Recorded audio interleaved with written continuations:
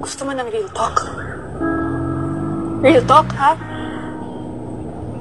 Pagod na akong intindihin ka. Ako rin, pagod na rin ako.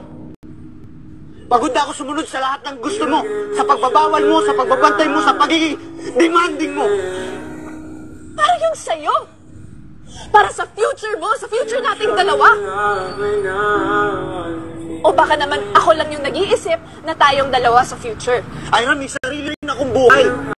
May mga gusto kong gawin na hindi ko magawa dahil ayaw mo. Nakakasakal na.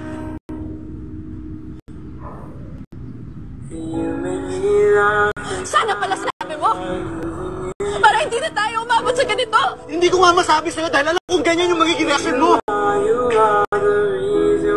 Pero Ira, hindi ko ba talaga nasabi sa'yo?